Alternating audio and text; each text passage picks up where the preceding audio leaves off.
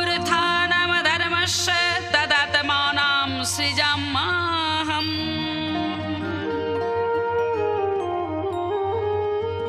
परित्राणाय साधूनां विनाशाय च दुष्कृतम् धर्म संस्थापनार्थाय संभवामि जुगे जुगे।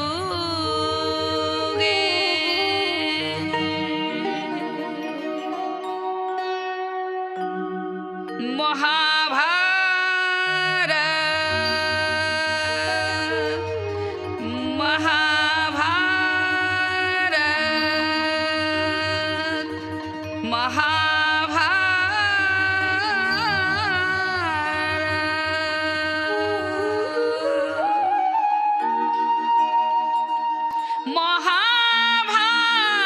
মহাভারতের কথা অমৃত সমান।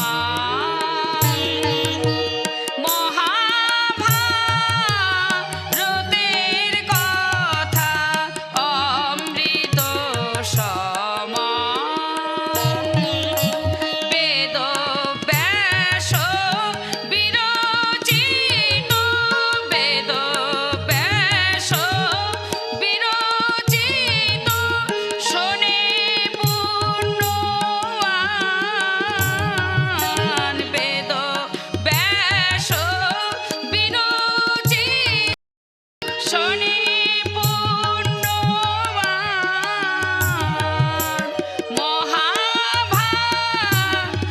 মহাভারতের কথা অমৃত সমান। নারায়ণং নমস্কৃত্যং নরং চৈব নরোত্তমং দেবীং সরস্বতীং ব্যাসং ততো জয়মুদীরয়ে।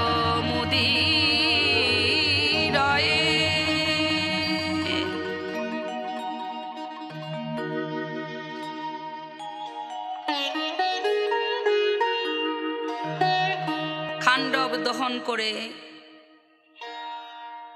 ইন্দ্রপ্রস্থে উপস্থিত হইলেন কৃষ্ণ সহ অর্জুন। আনন্দে আছেন।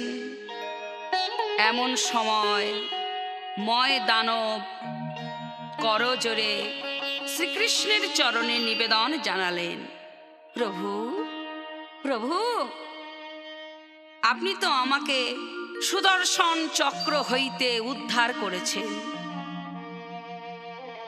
এবার আমায় আজ্ঞা করুন, আপনাদের সেবার জন্য আমি কি করতে পারি। শ্রীকৃষ্ণ অন্তর্যামী, অন্তরে জানলেন যে ভবিষ্যতের জন্য আমাকে রাস্তাটি পরিষ্কার করে রাখতে হবে। শোনো ময় দানব, আমি তোমায় আজ্ঞা করলাম, হৃদয়ে চিন দিয়া কৃষ্ণ বলেন বচন। হৃদয়ে চিন দিয়া কৃষ্ণ বলেন বচন। দিব্য সভা দেহ এক করিয়া রচন। দিব্য সভা দেহ এক করিয়া রচন। হেন সভা করো যাহা কেহ নাহি দেখে।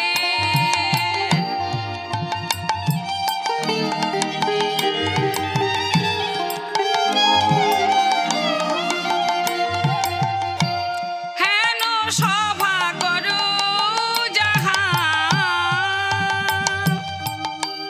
কেহ নাহি দেখে।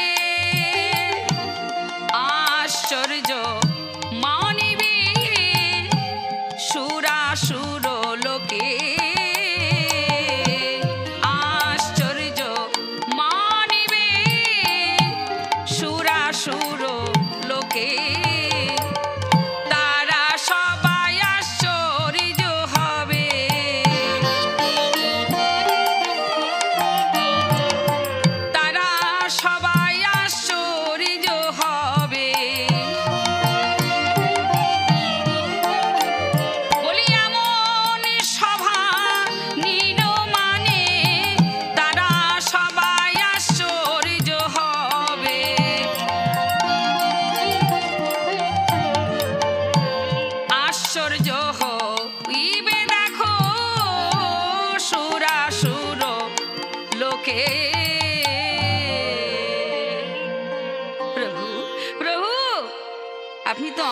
আদেশ করলেন প্রভু। যে সভার কথা আপনি বললেন, সেই সভাটি নির্মাণ করতে 1 মাস সময় লাগবে, তবে সেই সভা নির্মাণ করা যাবে। বেশ, আমি তোমায় আজ্ঞা করলাম, তুমি সভাটি নির্মাণ করো। প্রভুর আদেশে ময়দানব সভাটি তৈরি করলেন ইন্দ্রপ্রস্থে, ইন্দ্রপুরী। কোথায় ছিলেন মুনিবর নারদ। হঠাৎ করে এসে দাঁড়িয়ে নারায়ণ নারায়ণ নারায়ণ, ধর্মপুত্র যুধিষ্ঠির দর্শন করে মুনিবরের চরণে প্রণাম জানালেন। আসুন ঋষিবর, কি মনে করে? শোনো যুধিষ্ঠির, আমি জমালয়ে গিয়েছিলাম, তোমার পিতার সঙ্গে আমার দেখা হয়েছিল। তোমার পিতার মনের বাসনা আমার কাছে নিবেদন করলেন। বলুন মুনিবর, বলুন আমার পিতার কি ইচ্ছা? তোমার পিতা বললে, সে যে ধর্মপুত্র যুধিষ্ঠির, এ পৃথিবীতে তার যে অসাধ্য কিছুই নেই। স্বর্গ মর্ত্য পাতাল সবই যে তার করতল গত। কেন জানো? স্বয়ং হরি যার সহায়, তার কিসের অভাব, তার কিসের দুঃখ, তার কিসের জ্বালা? সে তো ইচ্ছে করলে সবই করতে পারে।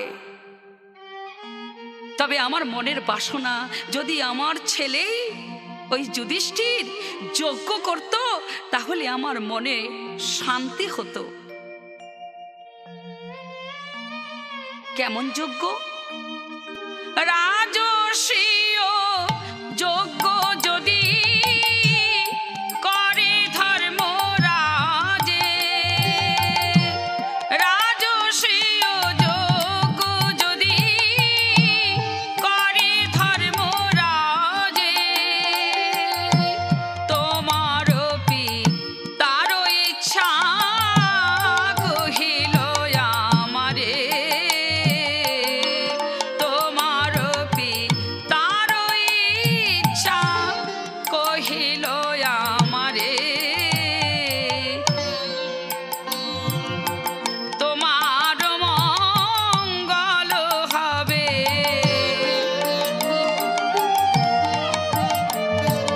তোমার মঙ্গল হবে।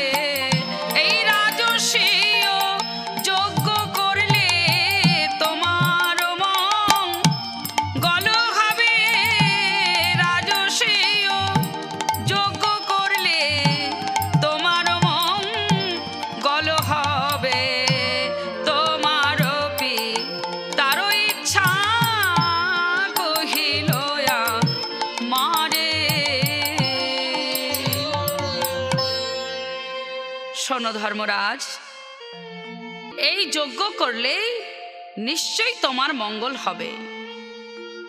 এই বলে মুনিবর প্রস্থান করলেন। ধর্মরাজ যুধিষ্ঠির দ্বারকায় দূত পাঠিয়ে দিলেন। দূতের সঙ্গে শ্রীকৃষ্ণ ইন্দ্রপ্রস্থে এলেন। দেখতে পেলেন ধর্মরাজ যুধিষ্ঠির। দেখতে পেয়ে মনের আনন্দে করো জোরে শ্রীকৃষ্ণের চরণে প্রণাম জানালেন। এসেছো, এসেছো, তুমি এসেছো। হে ভক্তাধীন ভগবান, তোমার বিরহ জ্বালা যে সইতে পারছিলাম না, ভক্তি সহকারে ধর্মরাজ যুধিষ্ঠির রত্ন সিংহাসনে বসিয়ে ফুল, তুলসী, গঙ্গা জল, চন্দনে শ্রীকৃষ্ণের চরণ ধৌত করে দিচ্ছেন। কারণ সে যে সেবায় সন্তুষ্ট। কারণ ভক্তি ছাড়া ভগবান আমার কিছুই চান না, সে ভক্তিতেই বাধা। তাই যার মন আছে, যার ভক্তি আছে, ভগবান আমার তার কাছেই বাধা। ঐশ্বর্য দিয়ে কখনো ভগবানকে পাওয়া যায় না, দিতে হবে তাকে মন আর ভক্তি। মন তুলসী ভক্তি চন্দন, যে জনে তারে দিতে পারে। মন তুলসী ভক্তি চন্দন, যে জনে তারে দিতে পারে।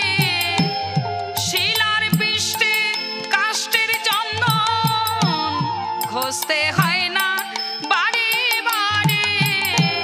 মন তুলসী ভক্তি চন্দন, যে জনে তারে দিতে পারে।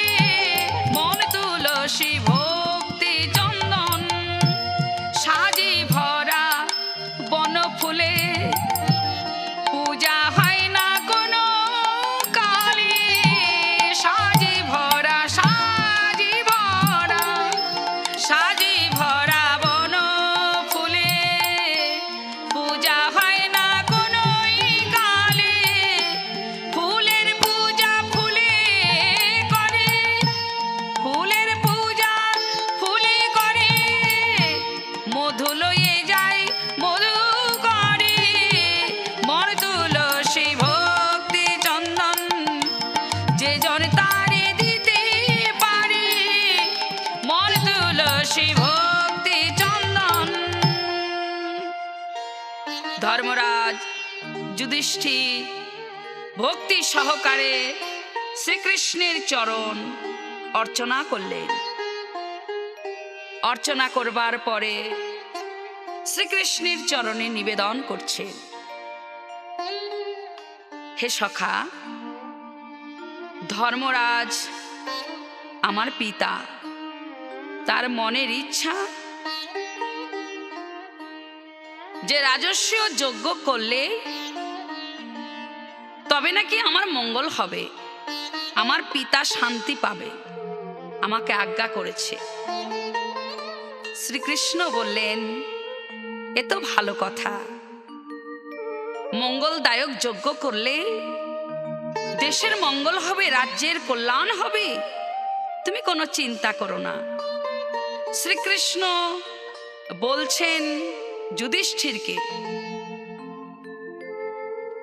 যজ্ঞ হও রাজা তুমি যজ্ঞ করিবারে। যজ্ঞ হও রাজা তুমি যজ্ঞ করিবারে। এক নিবেদন আমি করি হে তোমারে।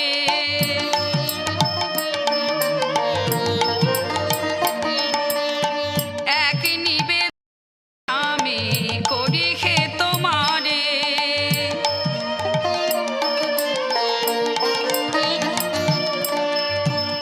আমি যাহা বলি তাহা জানো ভালো মতে। আমি যাহা কহি তাহা জানো ভালো মতে। 1,00,000 রাজা চাই এই মহাযজ্ঞে। 1,00,000 রাজা চাই এই মহাযজ্ঞে। 1,00,000 রাজা চাইবে। 1,00,000 রাজা চাইবে। বলি এই মহাযজ্ঞেতে 1,00,000 রাজা চাইবে।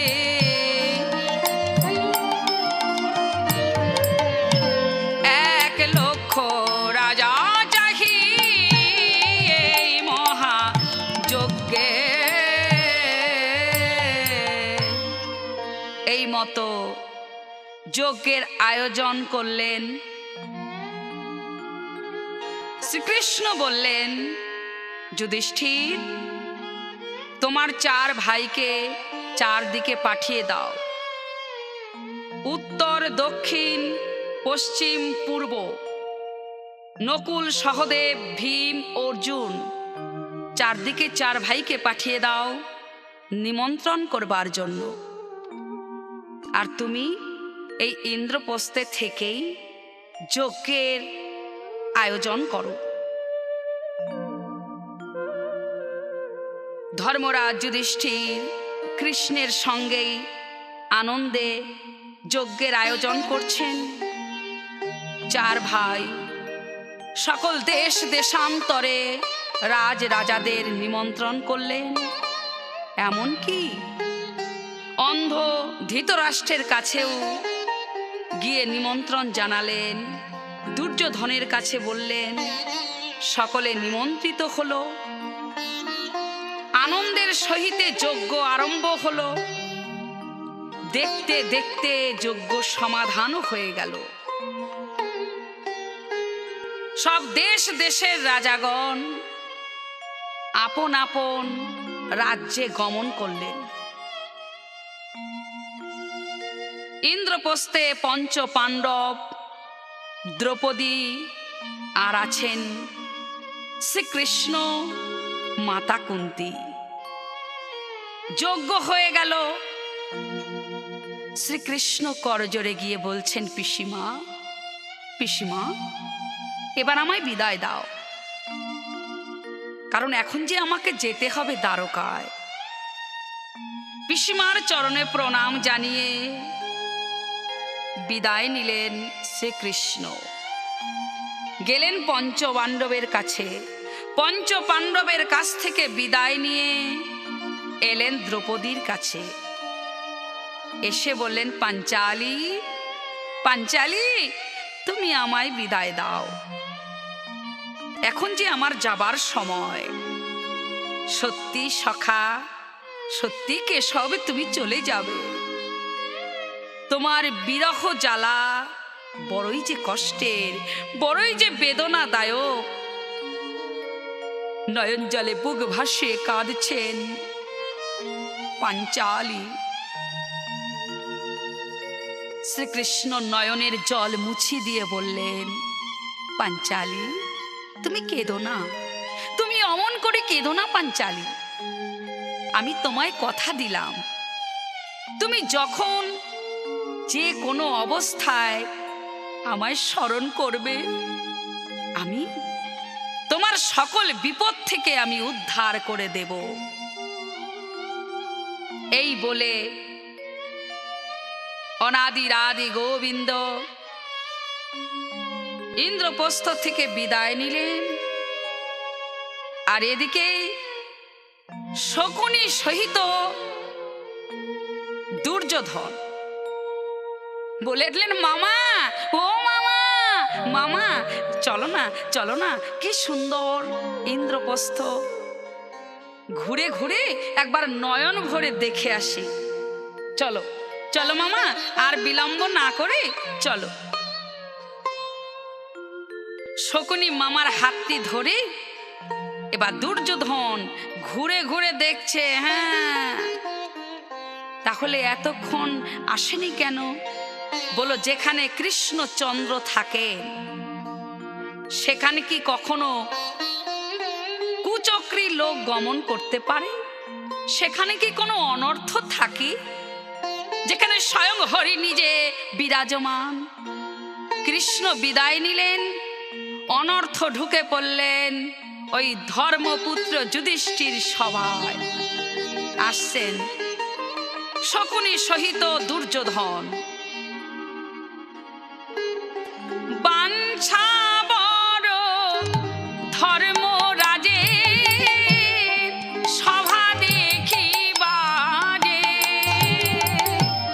বাঞ্ছা বড় ধর্মরাজে সভা দেখিবারে, শকুনি সহিত রাজা দেখে ঘুরে ঘুরে।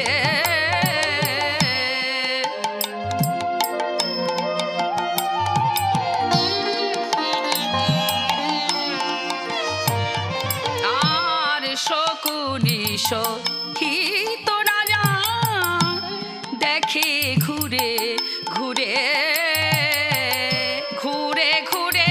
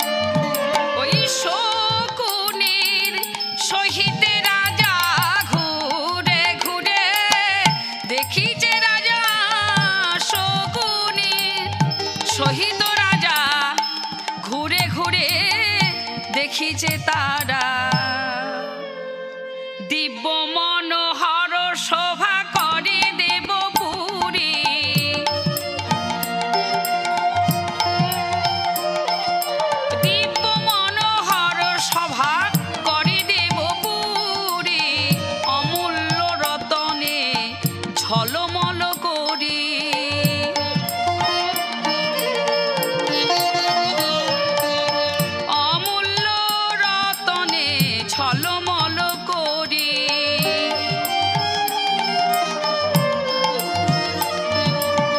ঝলমল করেছে,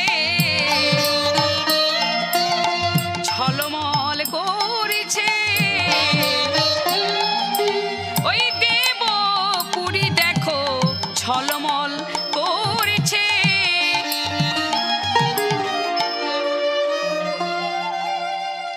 মাতুল সহিত রাজা এ ঘর ও ঘর, মাতুল সহিত রাজা এ ঘর ও ঘর, স্ফটিকের বেদী দেখে যেন সরোবর।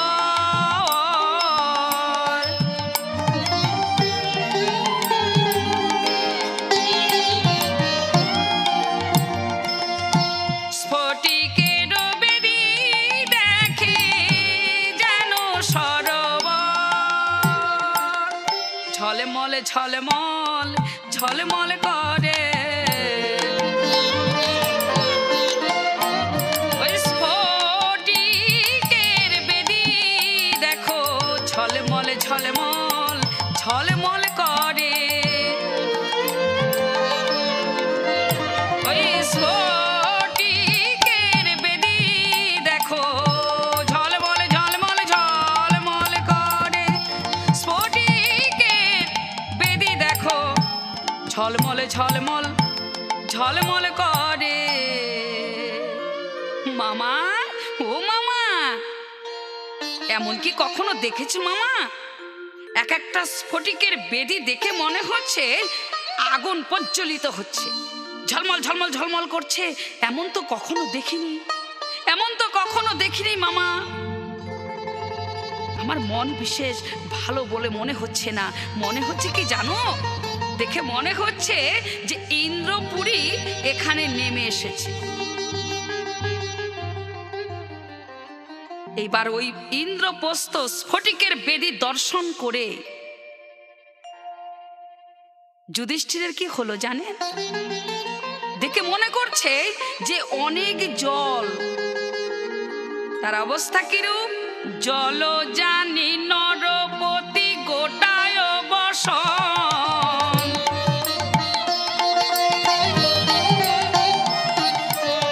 জল জানি নরপতি গোটায় বসন,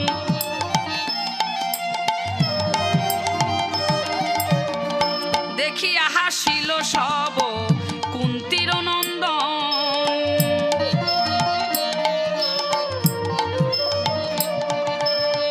দেখিয়া হাসিল সবে কুন্তীর নন্দন।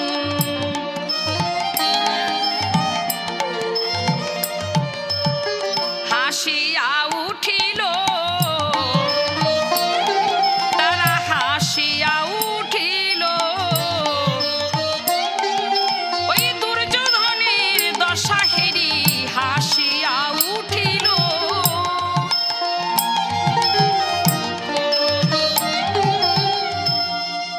কুন্তীর নন্দন, পঞ্চ পাণ্ডব সকলে মিলে হো হো হো হো করে অট্ট অট্ট হাসি হাসছেন। যেই মাত্র হাসছেন, এবার দর্শন করছেন শকুনির সহিত দুর্যোধন। দর্শন করে রাগে কম্পিত, থর থর থর থর করে কাঁপছে। কাঁপতে কাঁপতে বললে, মামা, ও মামা, মামা, আমি আর এখানে থাকবো না, চলো চলো আমরা আপন ঘরে ফিরে যাই। অভিমানে দুর্যোধনের কম্পিত শরীর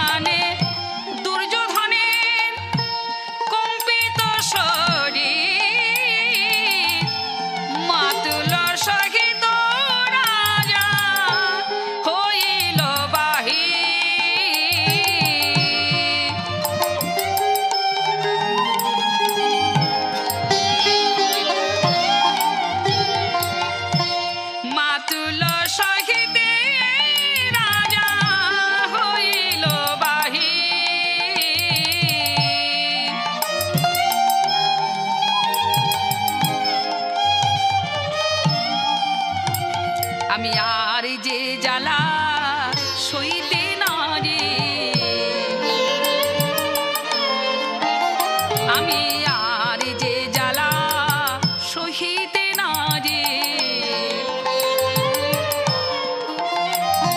বলি আর দেখিব না দেব পুরী, আর যে জ্বালা সহিতে না রে, আর দেখিব না দেব পুরী, চলো মামা পালায়ে যাই, আর দেব না দেব পুরী, চলো মামা পালায়ে যাই, আর দেব না দেব পুরী, চলো মামা পালায়ে যাই। মামা, মামা, আমার বুকের মাঝে প্রতিশোধের আগুন দাউ দাউ করে জ্বলছে, আমি এর প্রতিশোধ চাই। মামা, তোমাকে একটা উপায় করতেই হবে। শোনো শোনো, একটা উপায় যদি তুমি না করো মামা, আমি তোমায় কথা দিচ্ছি, আমি আর ঘরে ফিরে যাব না, যাব না, যাব না, প্রতিজ্ঞা করলাম।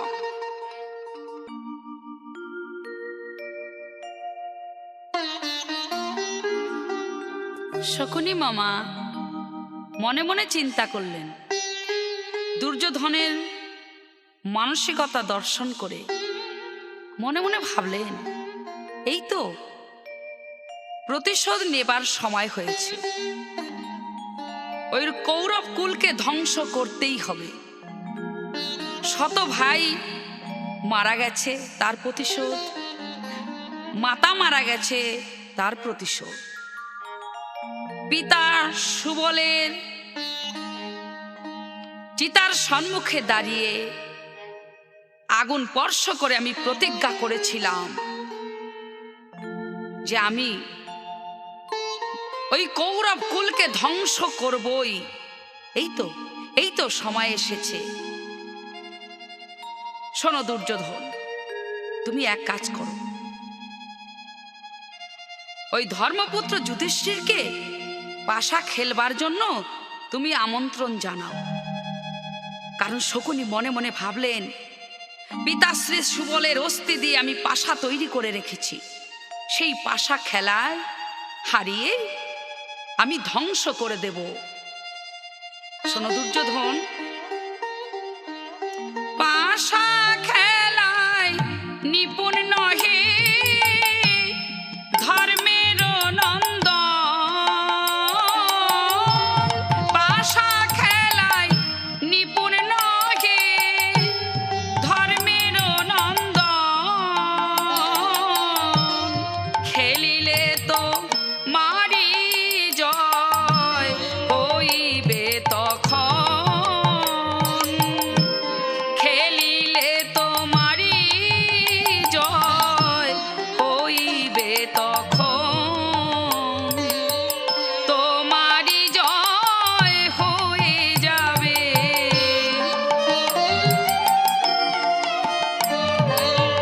তোমারি জয় হয়ে যাবে।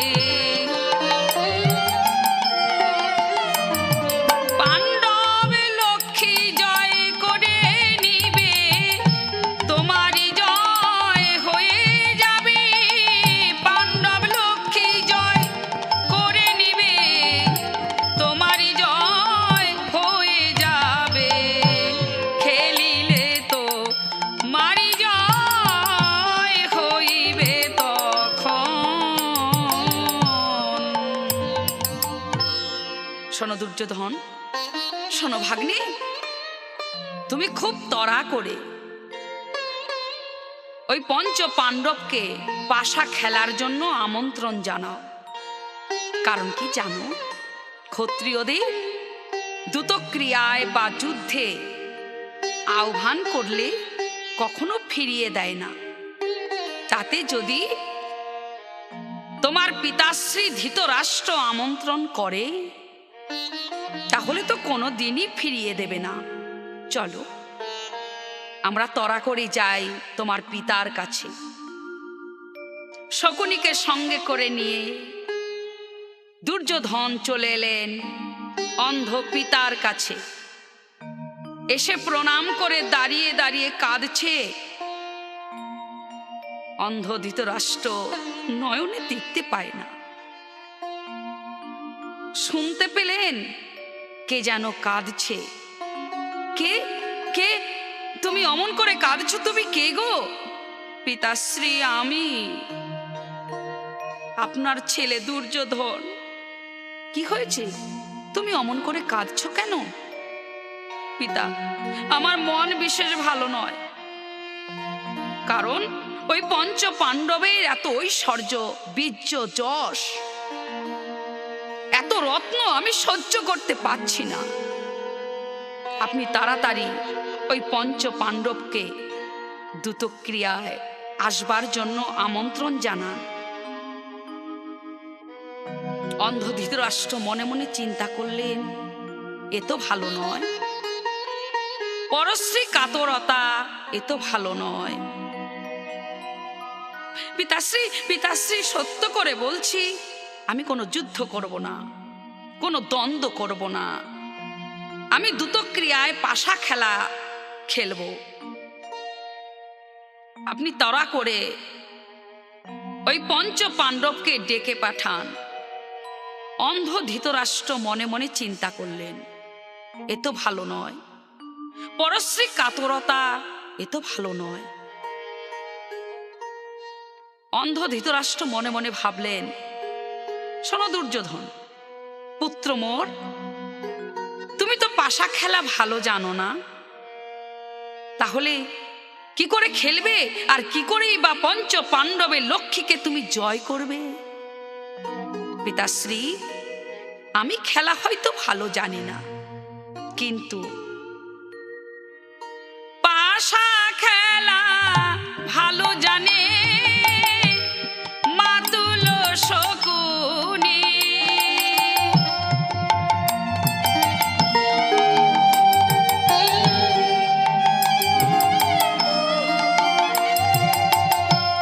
পাশা খেলা ভালো জানে মাতুল শকুনি। পাশায় পান ডবলক্ষী লইব যিনি। পাশায় পান ডবলক্ষী লইব যিনি। জয় করে নিব, জয় করে নিব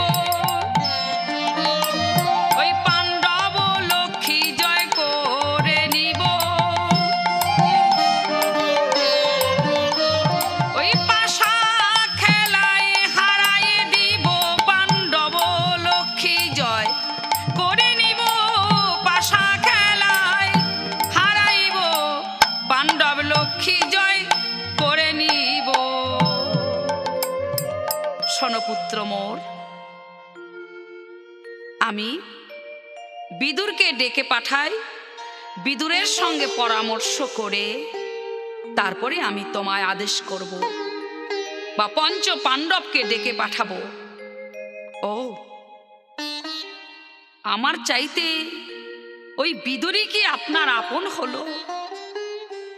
আমি জানি পিতাশ্রী, বিদুর কখনো সুবুদ্ধি দেবে না, সুপরামর্শ দেবে না, কারণ বিদুর কখনোই আমার ভালো চায় না।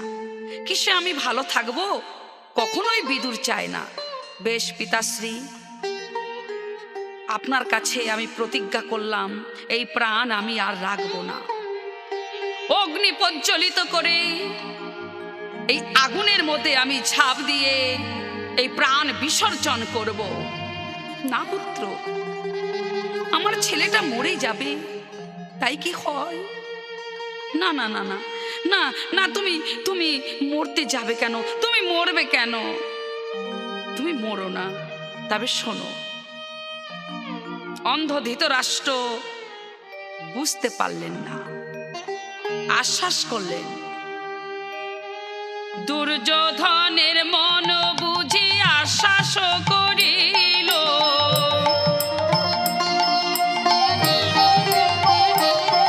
ওই দুর্যোধনের মন বুঝি আশ্বাস করিল।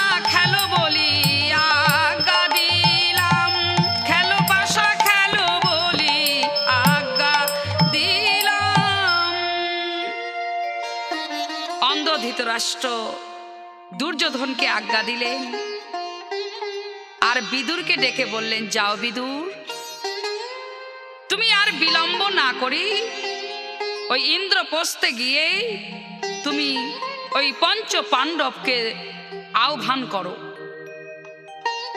বিদুর বলে উঠলেন, দাদা দাদা, তুমি কাজ বিশেষ ভালো করছো না। আমি জানতাম, বা এই ভারতের সবাই জানে তুমি অন্ধ, সত্যই অন্ধ, কিন্তু আজ দেখছি তোমার জ্ঞানটিও অন্ধ হয়ে গেছে। পুত্র স্নেহে তুমি কাতর হয়েছ, এমন সর্বনাশের খেলা খেলতে তুমি আজ্ঞা দিলে দাদা। বিদুরের কোনো কথাই শুনলেন না। বিদুর চলে এলেন ইন্দ্রপ্রস্থে পঞ্চ পাণ্ডবের কাছে, ডেকে বললেন, বিদুর, যুধিষ্ঠির, তোমাদের পঞ্চ ভাইকে পাশা খেলার জন্য ওই দ্রুতক্রিয়া ভবনে ডেকেছেন তোমার জ্যেষ্ঠ তাতো ধৃতরাষ্ট্র। যুধিষ্ঠির মনে মনে ভাবলেন, এ তো ভালো নয়, এ তো অনর্থের মূল, এ তো সর্বনাশের মূল, এ খেলা তো ভালো নয়। জ্যেষ্ঠ তাতো যখন আমায় ডেকেছে, যেতে তো হবেই। পঞ্চ পাণ্ডব মাতা কুন্তির চরণে প্রণাম জানিয়ে পাঞ্চালীর কাছে এসে বললেন, পাঞ্চালী, ধৃতরাষ্ট্র আমায় ডেকে পাঠিয়েছেন, আমাকে তো যেতেই হবে। দ্রৌপদী বলে উঠলেন, তো ভালো বুঝছি না, আমার মন বিশেষ ভালো বলছে না।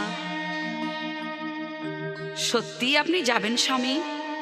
হ্যাঁ হ্যাঁ দ্রৌপদী, তুমি কোনো চিন্তা করো না, আমি খেলা খেলেই তড়া করে ফিরে আসব। আর এদিকে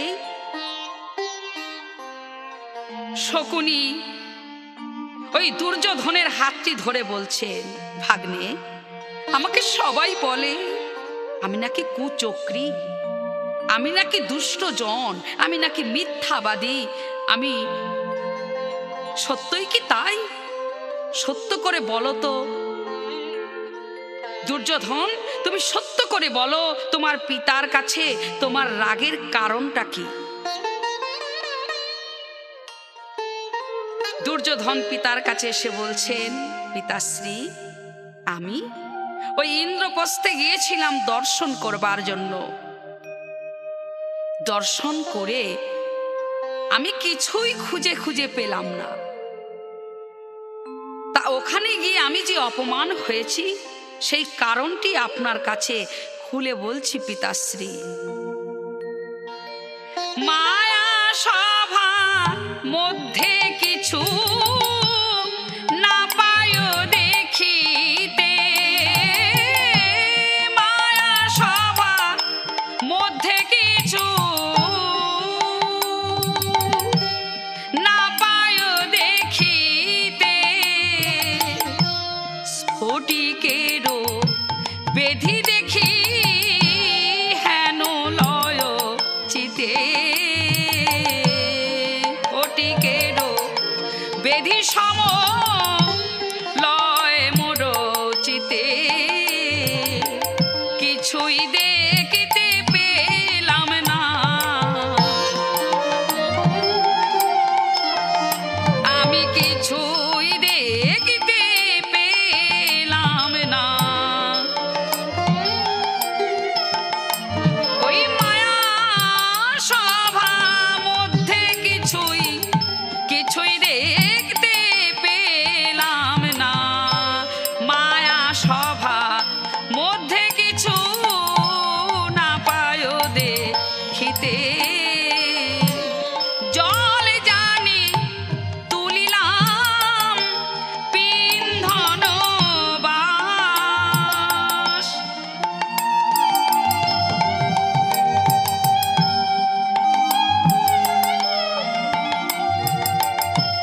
জল জানি তুলিলাম পিন্ধন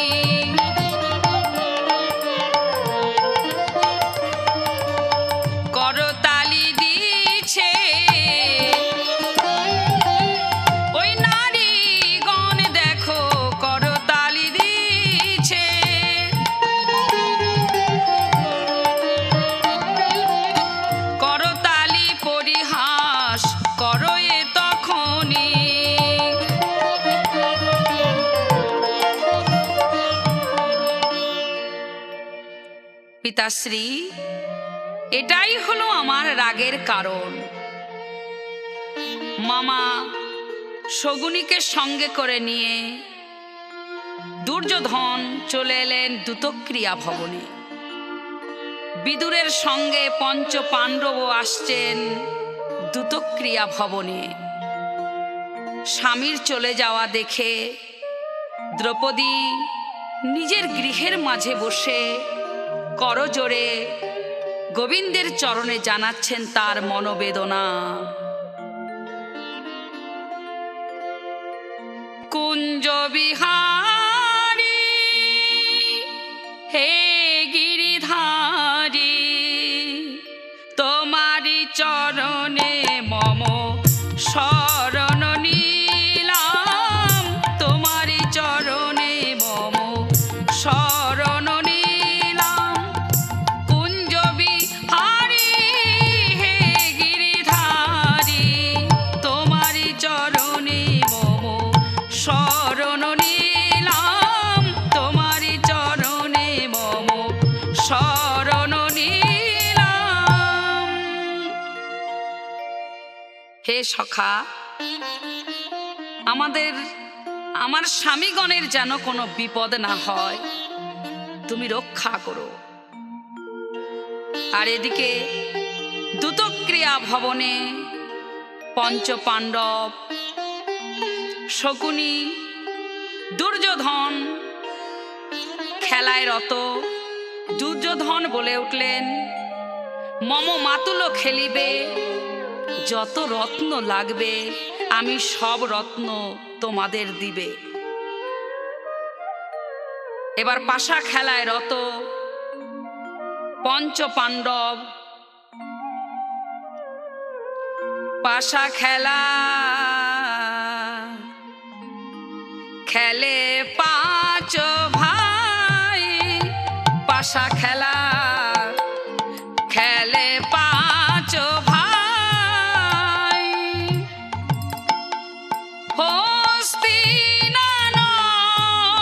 হস্তিনানগরে দেখি যে সবাই, খেলে পাঁচ ভাই পাশা খেলা, খেলে পাঁচ ভাই পাশা খেলা, খেলে পাঁচ ভাই।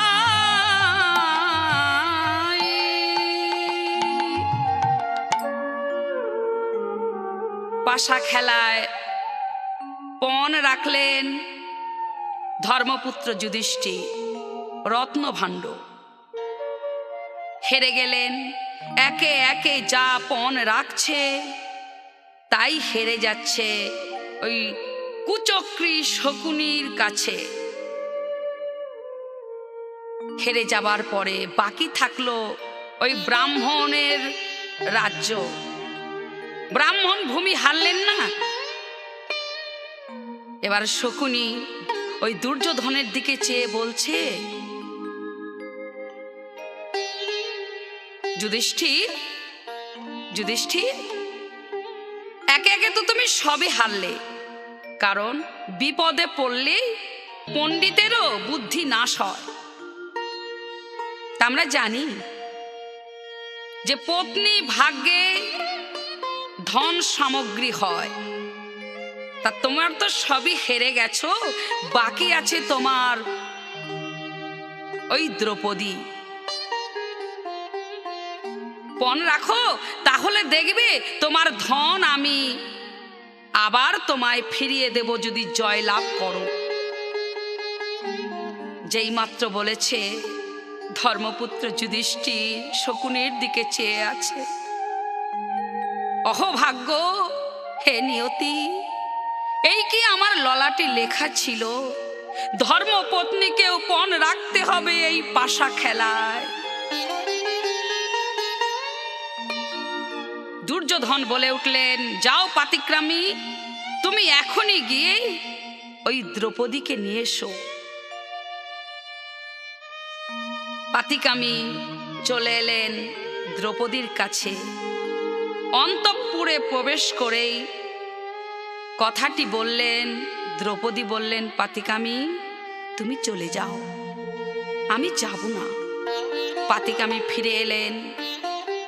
দুর্যোধন বলে উঠলেন, দুঃশাসন, তুমি আর বিলম্ব না করে যাও, দ্রৌপদীকে কেশ আকর্ষণ করে তুমি তুলে নিয়ে এসো।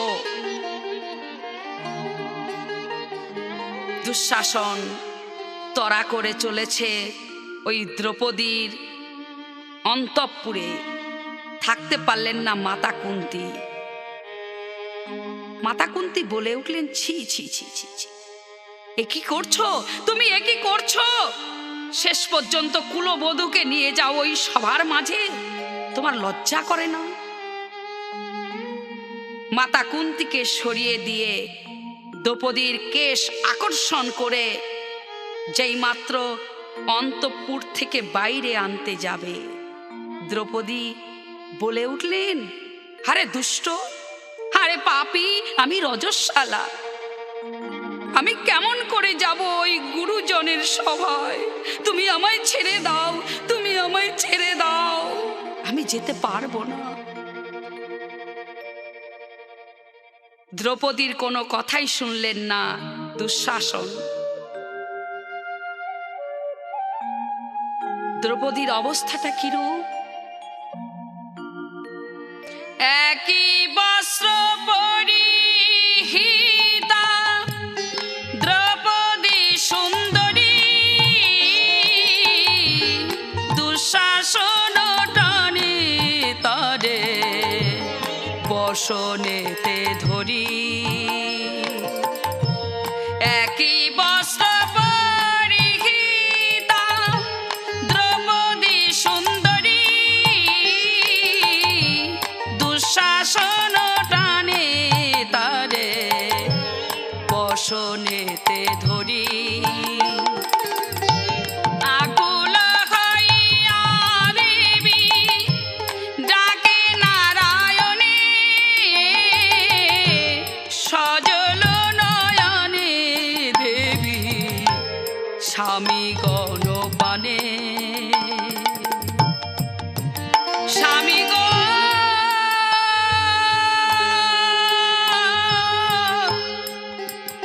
স্বামী গো, স্বামী আমায় রক্ষা কর।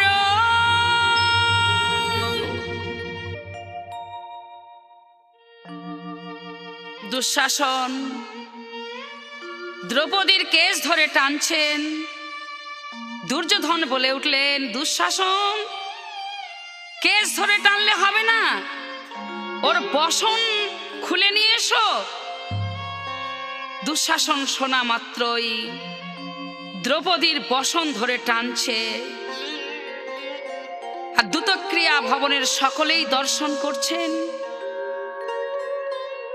আর দ্রৌপদী আকুল প্রাণে মধুসূদনকে ডাকছেন, হে মধুসূদন, এই বিপদে তুমি আমায় রক্ষা করো।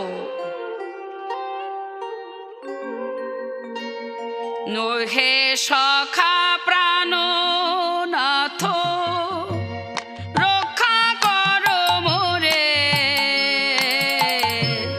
বিপদে পড়েছি বড় এই সভা মাঝে।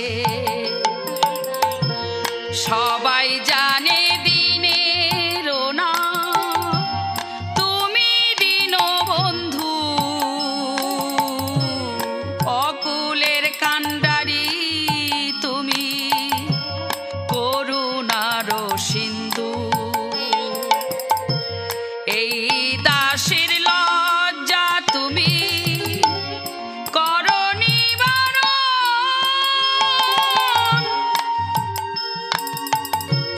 দয়া করে সামনে দাঁড়াও বিপদ ভঞ্জন। মধুসূদন,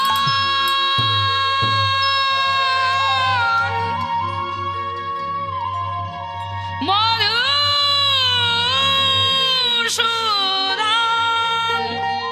মধুসূদন,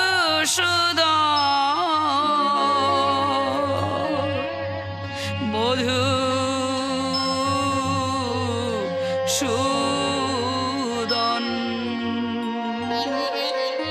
মধুসূদন, তুমি এই দাসের লজ্জা নিবারণ করো। তুমি যদি না আসো, এই সভা মাঝে যে আমার সকল লজ্জা বিলিয়ে যাবে, তুমি দর্শন দাও। থাকতে পারলেন না অনাদির আদি গোবিন্দম, যিনি সর্বকারণের কারণম। মনে পড়লেন সেই ঋষি বাক্যের কথা। দ্রৌপদী ঋষিবরকে বসন দিয়েছিলেন, ঋষিবর আশীর্বাদ করেছিলেন ওই ইক্ষু নদীর তীরে দাঁড়িয়ে। দ্রৌপদী, আমার লজ্জা তুমি যেমন নিবারণ করলে, ওই বিপদ ভঞ্জন মধুসূদনও তোমার লজ্জা নিবারণ করবে। গোবিন্দ থাকতে পারলেন না। গোবিন্দ এবার দ্রৌপদীকে বসন দান করছেন মানসে। দুঃশাসন যত টানে ততে কো বসন বাড়ে, আশ্চর্য হইল সভা মাঝে, আশ্চর্য হইলা সভা মাঝে। পর্বত সমান বাস দেখিয়া লাগয়ে ত্রাস, অপূর্ব কৃষ্ণ লীলা, অপূর্ব কৃষ্ণের লীলা। সবাই ধন্য ধন্য করছেন। দ্রৌপদী, সত্যিই তুমি ধন্য, সত্যই তুমি ধন্য, সত্যই তুমি ধন্য। আর শ্রীহরি তোমার লজ্জা নিবারণ করেছে। থাকতে পারলেন না ধৃতরাষ্ট্র, এসে বললেন, মা গো, মা, তুমি দেবী, তুমি ধন্য। তা তুমি বলো, তোমাকে অনেক কষ্ট দিয়েছি, অনেক দুঃখ দিয়েছি, অনেক জ্বালা যন্ত্রণা দিয়েছি, তুমি আমার কাছে কি চাও? জ্যেষ্ঠতা তো আমি কিছুই চাই না। আমার স্বামীগণ দাসত্ব করছেন, তাদের দাসত্ব মোচন করে দিন। বেশ, তাই হবে। দ্রৌপদীকে সঙ্গে নিয়ে পঞ্চ পাণ্ডব ইন্দ্রপ্রস্থে চলে এলেন মা কুন্তির কাছে। সকলে মিলেই শ্রীহরির গুণগান গাইছেন। শ্রীমন্নারায়ণ নারায়ণ হে